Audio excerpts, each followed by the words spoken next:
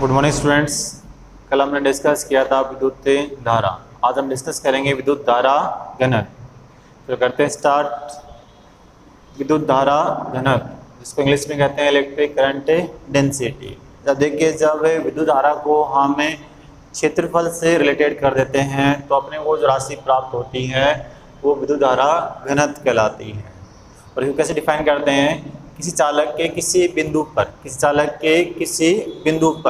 प्रति एकांक क्षेत्रफल से अविलंबित प्रवाहित होने वाली विद्युत धारा को विद्युत धारा घनत्व कहते हैं।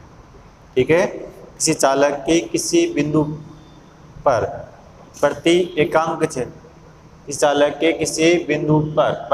एकांक क्षेत्रफल से अविलंबित प्रवाहित होने वाली विद्युत धारा को विद्युत धारा घनत्व कहते हैं। और इसे सदिश राशि होती है और इसे जे वेक्टर से दर्शाते हैं। तो देखिए, यदि विद्युत धारा आई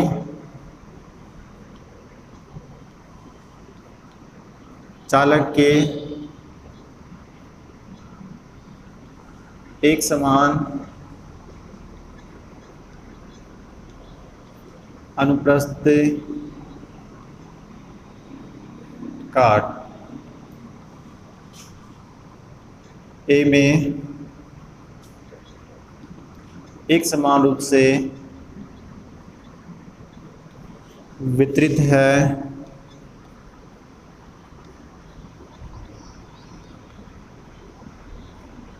तो विद्युत धारा घनत्व जो होगा वो होगा विद्युत धारा अपॉन अनुप्रस्थ काट क्षेत्रफल। या इसको हम लिख देंगे विद्युत धारा घनत्व को जे से और धारा को आई से और अनुप्रस्थ काट क्षेत्रफल को ए से। अगर समझ में, तो जे इक्वल टू अपने पास हो जाएगा आई अपॉन ए, विद्युत धारा अपॉन अनुप्रस्थ काट क्षेत्रफल। और यदि जे व ए वेक्टर समान दिशा में नहीं हो तो उस कंडीशन में जो विद्युत धारा होगी वो होगी I equal to J vector dot A vector, या इसको हम लिख देंगे जे ए कोस थीटा। तो जे इक्वल टू अपने पास आ जाएगा आई अपॉन ए कोस थीटा। ठीक है, जब विद्युत जे और ए है वो क्या नहीं है, समान दिशा में नहीं है, मतलब जो विद्युत धारा है वो अनुप्रस्थ काट क्षेत्रफल के अविलंबित प्रवाहित नहीं हो रही हो, उस कंडीशन में हमें क्या यूज करेंगे, I equal to J vector dot A vector. और जे डॉट ए वेक्टर को अगर ओपन करेंगे तो जे ए कोस थीटा। तो जे इक्वल टू अपने पास आ जाएगा आई अपॉन ए कोस थीटा। ओके, और आप इसमें देख रहे हो कि जे है विद्युत धारा घनत्व है वो एक सदिश राशि है जिसकी दिशा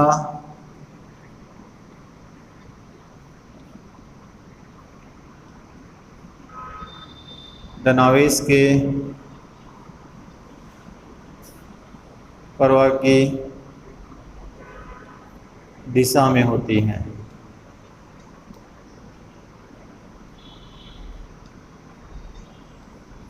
और इसका ऐसा ही मात्रक अगर हम यूज करेंगे तो देखिए J equal to I upon ए।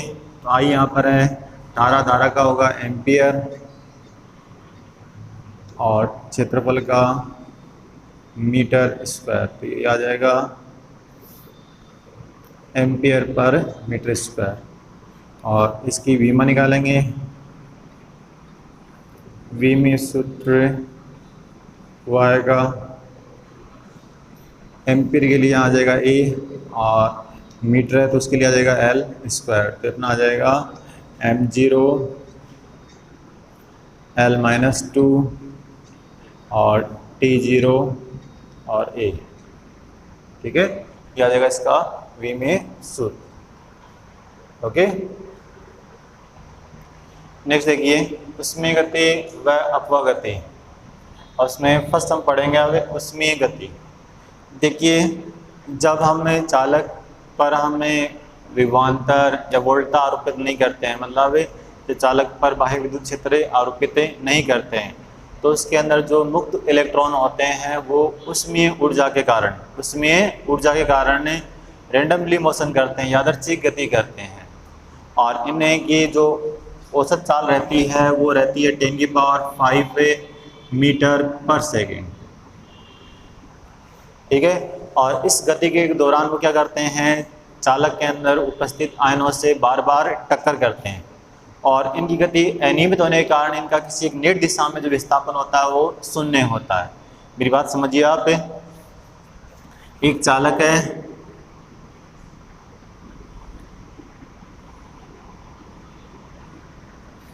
ठीक है, अब इस चालक में आपको पता मुक्त इलेक्ट्रॉन है, और मुक्त इलेक्ट्रॉन गति भी कर रहे हैं, फिर भी विद्युत धारा प्रवाहित नहीं हो रही है। जब तक इस पर आप बैटरी बाह्य विद्युत क्षेत्र आरोपित नहीं करोगे तब तक इसमें विद्युत धारा प्रवाहित नहीं होगी। इलेक्ट्रॉन है, फ्री इलेक्ट्रॉन है, इलेक्ट्रॉन गति भी कर रहे हैं, फिर भी विद्युत धारा प्रवाहित नहीं हो रही है। उसका कारण क्या है कि इन्हें उसमें ऊर्जा के कारण इलेक्ट्रॉनों की जो गति होती है वो यादृच्छिक गति होती है, मतलब किसी निश्चित दिशा में गति नहीं होती है। अनियमित का मतलब टेढ़ी मेढ़ी गति होती है। पहले इलेक्ट्रॉन आएगा, ये इलेक्ट्रॉन है वो किसी आयन से टक्कर करेगा, फिर टक्कर करने के बाद में इसकी गति की दिशा चेंज हो जाएगी, फिर वो दूसरे से टक्कर करेगा आयन से, फिर इसके बाद में वो तीसरे से जाके टक्कर करेगा। ठीक है, फिर उसकी गति की दिशा ऐसे करके उसका जो नेट विस्थापन हो जाएगा वो क्या हो जाएगा, शून्य हो जाएगा, मतलब जहाँ से वो चला था वापस वो वहीं पहुँच जाएगा। तो नेट विस्थापन कितना होगा, शून्य होगा, तो कोई विद्युत धारा प्रवाहित नहीं होगी। मतलब वायु विद्युत क्षेत्र की अनुपस्थिति में जितने इलेक्ट्रॉन चालक के अनुप्रस्थ काट क्षेत्रफल को, जितने इलेक्ट्रॉन चालक के अनुप्रस्थ काट क्षेत्रफल को एक सिरे से क्रॉस करते हैं, उतने इलेक्ट्रॉन है वो विपरीत दिशा में इस चालक के अनुप्रस्थ काट क्षेत्रफल को क्रॉस करेंगे। तो नेट आवेश कितना गुजरेगा इसमें, शून्य। जितने इलेक्ट्रॉन एक तरफ से गुजरेंगे ना उतने इलेक्ट्रॉन दूसरी तरफ से गुजरेंगे, तो नेट आवेश कितना होगा, कितना नेट आवेश गुजरेगा इसमें, शून्य। तो कोई विद्युत धारा प्रवाहित नहीं होगी। तो विद्युत क्षेत्र की अनुपस्थिति में इलेक्ट्रॉनों की जो उसमें वेग है वो मान लीजिए क्या है, u1, u2, u3 और डेश क्या है, u1। तो मैंने क्या बताया कि इलेक्ट्रॉनों का एक निश्चित दिशा में नेट विस्थापन होता है वो क्या होता है, शून्य होगा। तो इनका औसत उसमें वेग भी शून्य होगा। औसत उसमें वेग है वो भी इनका शून्य ही होगा। तो u1 plus u2 vector plus u3 vector और प्लस un वेक्टर, और इनका औसत निकालेंगे तो ये औसत जो आ जाएगा वो 0 हो जाएगा। बात समझ में आएगी नहीं आई? चालक के अंदर मुक्त इलेक्ट्रॉन है, और मुक्त इलेक्ट्रॉन है वो उसमें ऊर्जा के कारण यादृच्छिक गति करते रहते हैं, और इनकी औसत चाल रहती है वो 10⁵ मीटर पर सेकेंड। फिर भी चालक के अंदर विद्युत धारा प्रवाहित नहीं होती है। क्यों नहीं होती है? क्योंकि इनकी गति कैसी होती है, यादृच्छिक होती है, और अपनी गति के दौरान ये आयनों से बार बार टक्कर करते हैं। टक्कर के कारण इनका जो किसी निश्चित दिशा में नेट विस्थापन होता है वो शून्य होता है। नेट विस्थापन शून्य होगा तो इनका औसत उसमें वेग भी शून्य होगा। कहने का मतलब क्या है, किसी चालक के किसी काट क्षेत्रफल से एक सिरे से जितने इलेक्ट्रॉन गुजरेंगे ना उतने इलेक्ट्रॉन विपरीत सिरे से गुजरेंगे, तो नेट आवेश कितना गुजरेगा इसमें, शून्य। तो कोई धारा प्रवाहित नहीं होगी। ओके, अब आगे इसमें है अपवागति। अपवागति को इंग्लिश में ड्रिफ्ट मोशन भी कहते हैं। अपवागति या ड्रिफ्ट मोशन। देखिए इस गति में क्या होता है, जब हम किसी चालक के सिरों पर विभवांतर लगाते हैं, बैटरी लगाते हैं, तो उस चालक के अंदर एक विद्युत क्षेत्र उत्पन्न होता है और इस विद्युत क्षेत्र के कारण इलेक्ट्रॉन्स पर बल लगता है। और वो बल आपको मैंने बताया था, देखो F इक्वल टू होता है क्यू ई वेक्टर। विद्युत क्षेत्र में आवेश पर लगने वाला बल F vector equal to Q into E vector, और इलेक्ट्रॉन पे चार्ज होता है वो माइनस ई दिया जाएगा ई। ठीक है, इलेक्ट्रॉन पे बल लगेगा और इलेक्ट्रॉन पे जब बल लगेगा तो इलेक्ट्रॉन में त्वरण उत्पन्न होगा। और त्वरण क्या होता है, न्यूटन के नियम से F upon vector upon m, और F की वैल्यू कितनी है माइनस ई।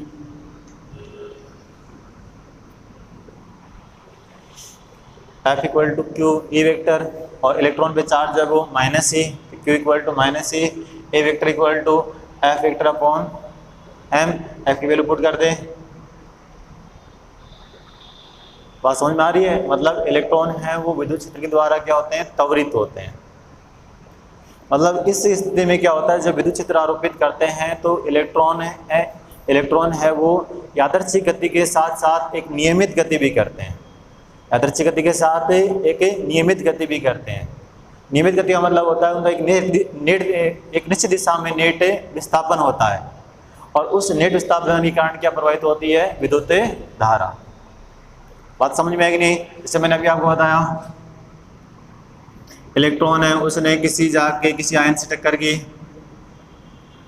ठीक है, और टक्कर करेगा तो उसकी दिशा क्या होगी, टक्कर के कारण चेंज होगी। क्या होगी, चेंज होगी। लेकिन विद्युत क्षेत्र के कारण है उस पर एक क्या लगेगा, बल लगेगा, और बल लगेगा तो विद्युत क्षेत्र की विपरीत दिशा में वो क्या होगा, त्वरित होगा। क्या होगा, त्वरित होगा। मान लीजिए उसने टक्कर की और टक्कर के बाद में उसने इस दिशा में वो जाने लग गया। अब दूसरे आयन से टक्कर करेगा तो इसकी गति की दिशा वापस क्या होगी, क्या होगी, चेंज होगी। टक्कर के कारण क्या होगी, चेंज होगी। मतलब ये अनियमित गति तो करेगा ही करेगा, लेकिन वो क्या होगा, एक सिरे से वो दूसरे सिरे पर पहुंच जाएगा। मतलब कहने का मतलब क्या है कि यादृच्छिक गति के साथ साथ में एक नियमित गति भी अध्यारोपित होती है, और उस नियमित गति को हम क्या कहते हैं, अपवाह गति। देखिए दोबारा समझिए, ये अपने पास क्या एक चालक है और आपने इस पर क्या लगा दिया, बैटरी जोड़ दी।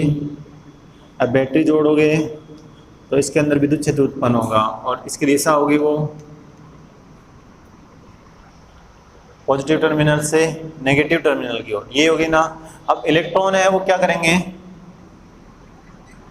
इलेक्ट्रॉन है वो यादृच्छिक गति तो करेंगे, मतलब ये जैसे यहाँ से टक्कर करेगा तो ये फिर इसकी गति की दिशा क्या होगी, चेंज हो जाएगी। लेकिन ये क्या होगा, एक सिरे से और दूसरे सिरे पर ये पहुंच जाएगा। यादृच्छिक गति के साथ साथ में करता करता ये एक सिरे से दूसरे सिरे पर पहुंच जाएगा, और जब दूसरे सिरे पर ये पहुंच जाएगा तो इसका क्या होगा, नेट विस्थापन होगा, और नेट विस्थापन होगा तो विद्युत धारा प्रवाहित होगी।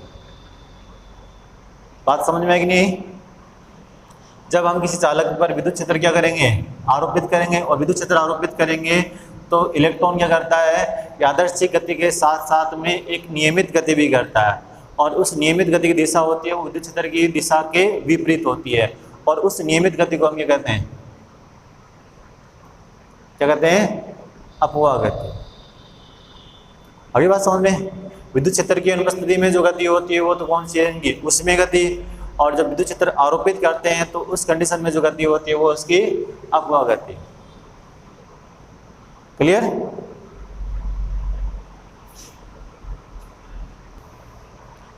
आगे देखिए हम अपवाह वेग, ड्रिफ्ट वेलोसिटी। तो अपवाह वेग क्या होता है, जब किसी चालक पर बाह्य विद्युत क्षेत्र आरोपित करते हैं तो चालक के अंदर उपस्थित मुक्त इलेक्ट्रॉन जिस औसत वेग से विद्युत क्षेत्र के दिशा के विपरीत गति करते हैं उस औसत वेग को हम क्या कहते हैं, अपवाह वेग। समझ में आ गई? जब किसी चालक के सिरों पर हम बाह्य विद्युत क्षेत्र आरोपित करते हैं, जब किसी चालक पर बाह्य विद्युत क्षेत्र आरोपित करते हैं तो चालक के अंदर उपस्थित मुक्त इलेक्ट्रॉन जिस औसत वेग से विद्युत क्षेत्र के विपरीत दिशा में गति करते हैं उस वेग को हम अपवाह वेग कहते हैं, और इसको हम VD से दर्शाते हैं, VD वेक्टर से। ठीक है, तो ये देखिए, ये अपने पास एक चालक है और इस चालक पर हमने 20 वोल्ट की बैटरी संयोजित की है। तो इसके अंदर एक विद्युत क्षेत्र उत्पन्न होगा चालक के अंदर, वो कितना है, ई वेक्टर। कितना है, ई वेक्टर। इस विद्युत क्षेत्र के कारण इलेक्ट्रॉन पर विद्युत बल आरोपित होगा और उस विद्युत बल का मान होता है, वो होता है F vector equal to Q E vector, और क्यू की वैल्यू यहाँ माइनस ई, तो आ जाएगा माइनस का ई वेक्टर। ठीक है। और यदि इलेक्ट्रॉन का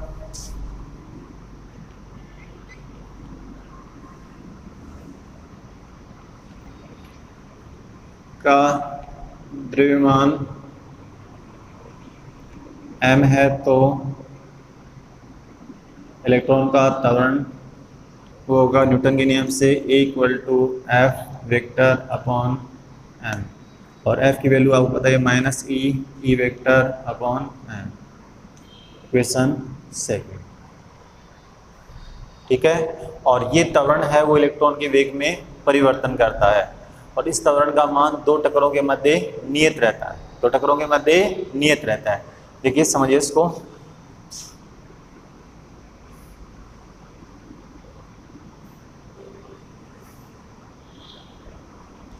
देखिए इलेक्ट्रॉन ने मान लीजिए यहाँ से इस आयन से टक्कर की, और इस टक्कर के बाद में ये जाकर फिर अगले आयन से जाकर ये टकराता है। तो दो कर्मा का टक्कर कहाँ होंगी, देखो पहले जैसे इसने यहाँ से टक्कर की, उसके बाद में अगली टक्कर करेगा, तब तक इसका त्वरण है वो नियत रहता है। इसका त्वरण है नियत रहता है। मतलब यहाँ स्पीड मान लीजिए उसकी, टक्कर के तुरंत बाद में उसकी स्पीड कितनी है, कितनी है, उसका वेग कितना है, u वेक्टर। और टक्कर के अगली टक्कर से ठीक पहले उसका वेग है वो कितना है, v वेक्टर। कितना है, v वेक्टर। और इसमें टाइम जो लगा है वो कितना है, t। कितना लगा है, t। तो अब जो भी इसने अतिरिक्त वेग प्राप्त किया है वो किसी कारण प्राप्त किया है, विद्युत क्षेत्र के कारण, और इस अतिरिक्त वेग को वो अगली टक्कर में खो देता है।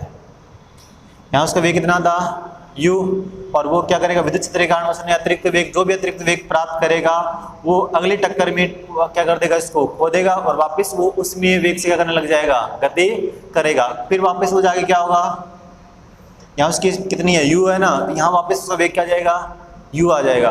और फिर वो अगली टक्कर से ठीक पहले उसका वेग कितना रहेगा, v, और फिर टक्कर के बाद में वो अपना जो भी अतिरिक्त वेग प्राप्त किया था उसको क्या कर देगा, ये खो देगा। तो इस त्वरण का मान है दो कर्मांक टक्करों के मध्य नियत रहता है। ठीक है। तो गति के प्रथम समीकरण से आप देखोगे किसी इलेक्ट्रॉन के लिए लेंगे तो क्या आएगा, v इक्वल टू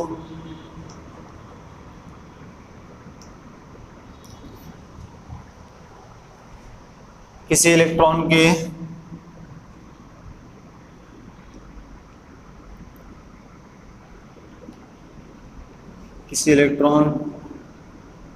के लिए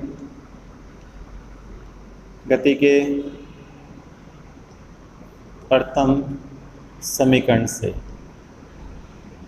तो इसका मतलब समझना आप,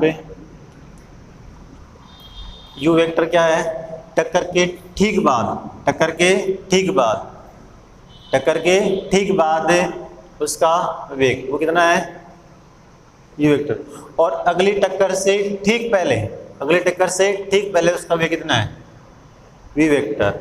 और अब उसको वेग v वेक्टर प्राप्त करने में समय कितना लग रहा है, t। गति की प्रथम समीकरण से क्या होगा, v vector equal to u vector plus a vector into t। समझ में आ गया। अब दोनों तरफ हम क्या लेंगे, इसका औसत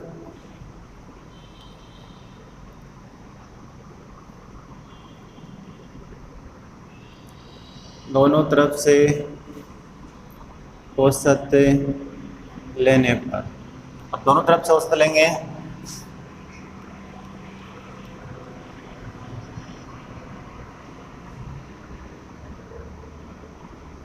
अब ये तो नियत है तो औसत हम किसका लेंगे, इक्वेशन अपनी आ जाएगी। ठीक है। अब देखिए ये क्या है,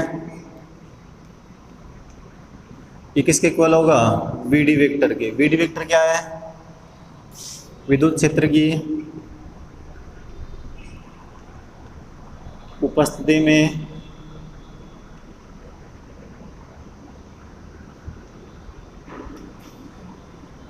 मुक्त इलेक्ट्रॉनों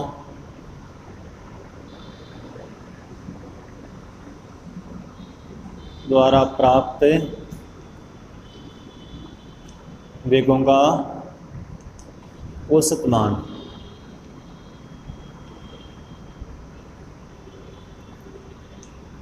अर्थात अपवावेग। बताता ना, विद्युत क्षेत्र की उपस्थिति में मुक्त इलेक्ट्रॉनों द्वारा प्राप्त वेगों का औसत मान क्या कहलाएगा? अपवावेग कहलाएगा। दूसरा मैंने आपको बताया कि औसत ऊष्मीय वेग होता है, उसका मान होता है वो 0। औसत ऊष्मीय वेग का मान होता है वो कितना होता है? 0 होता है। और टी का एवरेज निकालेंगे तो वो क्या है? तो इसको हम बोलते हैं दो क्रमागत टक्करों में लगे समय का औसत मान।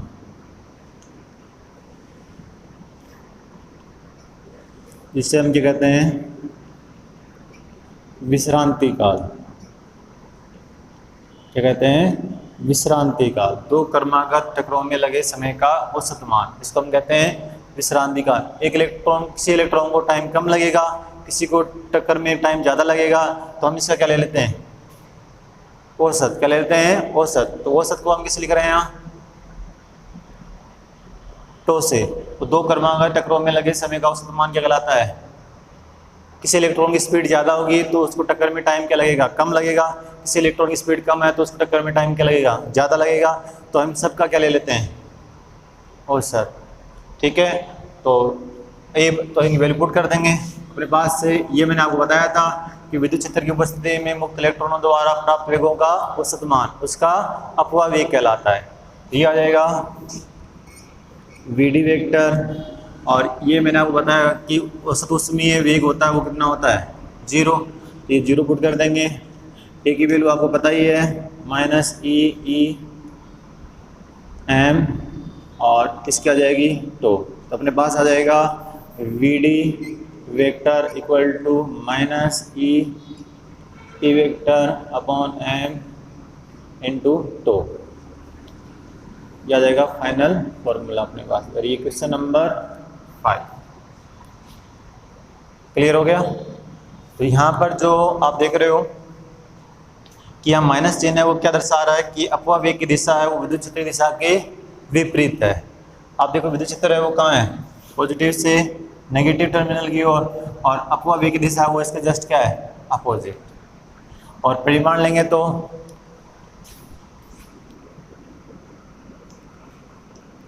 अपवावेग का परिमाण लेंगे तो परिमाण क्या आ जाएगा अपने पास? V D equal to E M और इनटू टो। Equation clear. और यदि इलेक्ट्रॉन के स्थान